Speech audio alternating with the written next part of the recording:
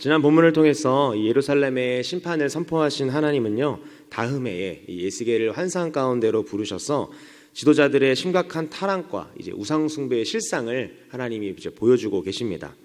에스겔은 환상 중에 이 예루살렘 성전에서 자행되는 한 4가지의 가증한 일을 보게 되는데요. 이들의 부패한 모습을 보면 왜 하나님이 예루살렘을 그렇게 무참히 파괴하셨는지 우리는 이해할 수 있습니다. 어떤 모습인지 함께 본문을 통해서 살펴보도록 하겠습니다. 우리 1절 말씀 다시 한번 8장 1절 말씀 다시 한번 읽어보겠습니다. 여섯째 해 여섯째 달 초닷새에 나는 집에 앉았고 유다의 장로들은 내 앞에 앉아 있는데 주 여호와의 권능이 거기에서 내게 내리기로. 아멘. 에스겔이 부름을 받은 다음 해, 그러니까 BC 592년 6월 5일에 하나님의 권능이 에스겔에게 다시 임했습니다. 에스겔이 집에 앉아 있었고 그 유다의 장로들이 그 에스겔 발 앞에 앉아 있었는데요. 여호와의 권능이 그때 임한 것이죠. 그는 환상 속에서 이 불같은 형상을 보았는데 그 형상이 손과 비슷한 것으로 그의 머리털을 잡았고 그리고 주님의 영이 그를 예루살렘의 북문으로 이끌어 갔습니다. 그는 거기서 이 질투의 우상을 보았습니다. 질투의 우상이 이스라엘의 하나님의 영광과 대치한 상태로 하나님의 질투를 불러일으키는 듯한 장면을 연상시켰죠. 에스겔은 이전에 들에서 보았던 하나님의 영광을 거기서 다시 보게 되는데요. 하나님은 에스겔에게 예루살렘의 북쪽 그리고 제단문 어귀에 있는 이 질투의 우상이 하나님의 영광을 떠나게 하는 끔찍한 죄라고 지적을 하시면서 더 큰 가증한 일들이 이곳 성전에서 일어나고 있다라고 에스겔에게 말씀을 하셨습니다. 거룩한 성이라고 불리는 그 예루살렘의 문에 하나님의 질투를 유발하는 우상이 있다는 것 자체가 이해가 되진 않지만 실제로 당시 그 예루살렘의 영적 상황이 어땠는지 우리를 보여주고 있는 거죠. 어떻게 보면 이처럼 처참한 수준이었다라는 것입니다. 껍데기만 하나님을 섬기는 거룩한 성이었던 예루살렘은 결국 파괴될 수밖에 없었던 것이죠. 이어서 우리 7절 말씀 함께 읽어보겠습니다. 그가 나를 이끌고 뜰 문에 이르시기로 내가 본즉 담에 구멍이 있더라. 아멘. 하나님께서 에스겔을 뜰문으로 이동시키자 에스겔은 담에 있는 구멍을 보게 됩니다. 여기서 뜰은 어디냐면 바로 성전의 안뜰을 가리킵니다. 담을 헐라는 명령을 받은 에스겔은요, 구멍을 따라서 그 담을 헐었습니다. 허물어진 담 너머로 이제 문 하나를 보게 되는데요. 그 문을 열고 들어가면 가증하고 악한 일들이 있을 것이다 라고 하나님이 말씀을 하시죠. 이것은 예루살렘 주도자들의 삶 속에 은밀히 숨겨진 그 우상 숭배를 보여주는 환상으로 이제 이어집니다. 거기서 에스겔이 무엇을 보았습니까? 우리 10절 말씀 함께 보겠습니다. 내가 들어가 보니 각양 곤충과 가증한 짐승과 이스라엘 족속의 모든 우상을 그 사방벽에 그렸고. 아멘. 들어가니 무엇이 있었습니까? 각종 가증한 곤충과 짐승의 우상이 벽에 그려져 있었습니다. 한마디로 벽화처럼 그려져 있었다라는 거죠. 그리고 신기한 것은 그 앞에서 바로 그 이스라엘의 장로들 70명과 요시야 왕 때 종교개혁을 주도했던 서기관 사반의 아들 야하사냐가 같이 함께 거기서 우상 숭배를 하고 있었습니다. 사람이 만든 우상 앞에서 향로를 들고 향을 올리는 모습을 보게 된 것이죠. 서기관 사반의 아들 야하사냐가 언급한 것을 보면 요시야 왕의 그 종교개혁 이후에도 유다의 지도자들이 이전의 패역함으로 다시 돌아갔음을 지적하고 있습니다. 그들이 가지고 있었던 생각이 무엇입니까? 하나님께서는 자신들에게 관심이 없으며 또 이 땅을 버리셨다라고 생각해서 그렇게 거기서 우상 숭배를 하고 있었습니다. 그래서 그들은 이 상황의 해결책을 하나님에게서 다시 찾는 것이 아니라 우상에게서 자신들의 해결책을 찾고 있었던 것입니다. 그러나 여호와의 영광은요, 여전히 그곳에 있었습니다. 예루살렘 지도자들이 저지른 우상 숭배는요, 그야말로 심각한 수준이었습니다. 교회든 기업이든 국가든 지도층이 타락하면 집단 공동체 전부가 영향을 받을 수밖에 없는 것이죠. 그래서 우리가 지도자들을 위해서 바로 기도해야 하는 것입니다. 하나님은 또 에스겔을 데리고 가시면서 다른 큰 가증한 일을 보여주시겠다라고 하셨습니다. 어떻게 보면 이 가증한 일들이요, 처음에는 이것도 큰 것 같은데 이거보다 더 큰 일들이 그 성전 안에서, 어떻게 보면 오늘날에서는 이 예배당 안에서 이루어지고 있었던 것입니다. 14절 말씀 함께 읽어보겠습니다. 그가 또 나를 데리고 여호와의 전으로 들어가는 북문에 이르시기로 보니 거기에 여인들이 앉아 단무스를 위하여 애곡하더라. 아멘. 여인들이 무엇을 애곡하고 있었습니까? 단무스를 애곡하고 있었다라고 합니다. 교회에서 기도하면서 하나님께 부르짖으면서 울어도 모자를 판에 우상인 담무스를 위해서 애곡을 하고 있었습니다.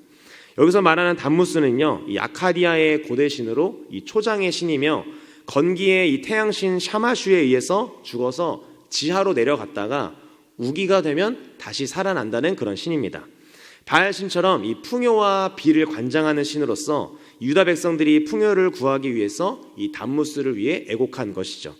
그러니까 담무스 신을 위한 제의, 그러니까 한마디로 그를 예배하기 위해서는요, 여인들이 담무스의 아내 이슈타르의 역할을 맡아서 그가 죽었을 때 애곡했던 아내의 모습처럼 여인들이 애곡하는 것입니다. 그러니까 성전에서 그 담무스를 위해서 여인들이 애곡을 하고 있었던 것이죠. 이보다 더한 일이 또 벌어지고 있는데요. 우리 16절 말씀 함께 읽어보겠습니다. 그가 또 나를 데리고 여호와의 성전 안뜰에 들어가시니라. 보라, 여호와의 성전문 곧 현관과 제단 사이에서 약 25명이 여호와의 성전을 등지고 낯을 동쪽으로 향하여 동쪽 태양에게 예배하더라. 아멘. 무엇을 하고 있었습니까?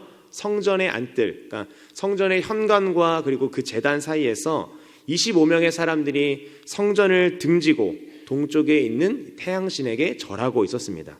그러니까 태양신을 숭배하는 모습을 보여주고 있었던 것이죠. 성경에서 동쪽은요, 하나님과 반대되는 방향을 가리킵니다. 아담과 하와도 떠나서 하나님께서 에덴 동산 어디에다가 불칼을 두셨습니까? 동쪽에 두셨습니다. 그리고 또한 창세기에서 가인이 하나님을 떠나서 어디로 갔다고 성경이 말합니까? 창세기 4장 16절에서는 여호와 앞을 떠나서 에덴 동쪽 놋 땅에 거주하더니 라고 그렇게 말을 하고 있습니다. 그러니까 성경에서 말하는 동쪽은요, 하나님과 반대되는 방향입니다. 동쪽에 있는 태양신은요, 하나님과 정반대되는 우상임을 우리는 알 수가 있습니다. 하나님을 등지고 또 얼굴은 태양을 향해 경배하는 모습인 것입니다.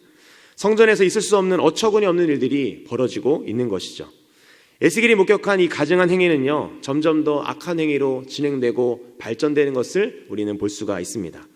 유다 백성의 배교가 얼마나 심각한지 오늘 말씀을 통해서 우리에게 보여주고 있는 것입니다. 그런데 장소가 어디입니까? 하나님을 예배한다고 또 하나님을 섬긴다고 하는 성전입니다.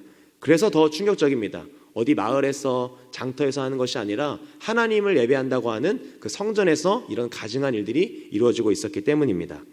그럼에도 그들은 뭐라고 말했습니까? 우리들은 여전히 이스라엘 족속이다. 우리는 하나님의 언약 백성이다 라고 그렇게 말하고 다녔습니다.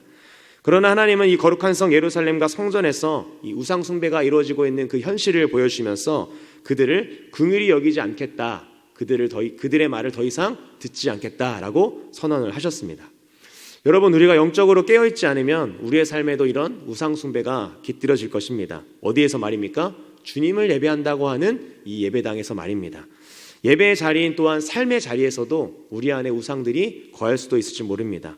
우리의 마음과 삶 속에서 우리가 우상을 철저하게 척결하지 않는다면 하나님의 그 진노 앞에 설 수밖에 없는 것이 바로 우리들이라는 것이죠. 종교개혁에 동참했던 사반의 아들인 야사냐도 어떻습니까? 같이 함께 우상숭배에 장로들 70명과 성전 안에서 그 가증한 곤충과 짐승들의 벽화를 그려놓고 거기서 향을 피워서 예배하고 있습니다. 이전의 은혜와 영광만 기억하면서 매일을 우리가 말씀과 기도로 살지 않는다면 우리는 하나님을 배교하는 자리, 우상을 숭배하는 자리에 있을지도 모릅니다. 하나님을 섬긴다고는 하지만 여전히 우리의 삶의 중심에는 하나님이 아니라 세상의 온갖 우상들이 차고 넘칠 것입니다. 벽에 가증한 것들을 그려놓고 또 지도자들이라고 하는 사람들이 우상 숭배를 하면서 하나님을 등지고 태양신에게 절하는 모습 말입니다. 오늘 이 시간 떠오르는 내 안에 가증한 그림, 또 하나님께 등지고 절했던 우상들이 있으시다면 회개하고 주님께 긍휼을 구하는 저와 여러분 되기를 바랍니다. 깨닫지 못한 자에게는 오직 하나님의 심판만이 남아있게 될 것입니다.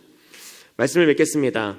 유다 백성은 하나님을 섬긴다고 하면서도 정작 그 성전 안에는 각종 우상을 섬기고 있었습니다. 우상 숭배로 인해 그들의 신앙은요, 하나님 앞에 오히려 가증한 것이 되었습니다. 오늘날이라고 다를까요? 다르지 않습니다.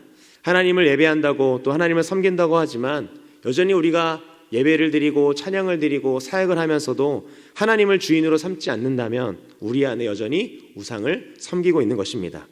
벽에 가증한 것들을 그리게 되고 또 하나님께 등을 지고 태양신에게 절하는 것이죠. 하나님이 아닌 다른 것에 마음을 두면 점점 더 왜곡된 신앙으로 나아가게 될 것입니다. 우리 마음 가운데 하나님이 기뻐하시지 않는 우상이 이 시간 도사리고 있다면 단호하게 쳐내는 저와 여러분 되기를 간절히 소망합니다.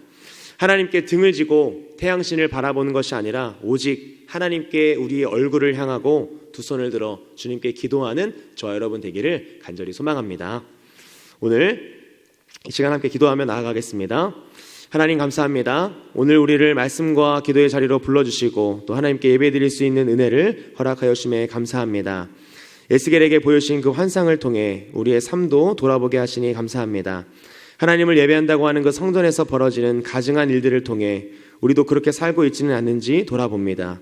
하나님을 섬긴다고 하면서 우상을 섬기는 것이 아니라 하나님께 등을 돌리고 세상을 바라보는 것이 아니라 온전히 하나님만 섬기며 하나님께 얼굴을 향하여 기도에 손을 드는 우리가 되게 하여 주시옵소서.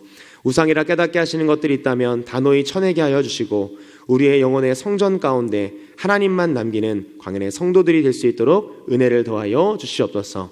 이 모든 말씀 살아계신 예수님의 이름으로 간절히 기도하옵나이다. 아멘.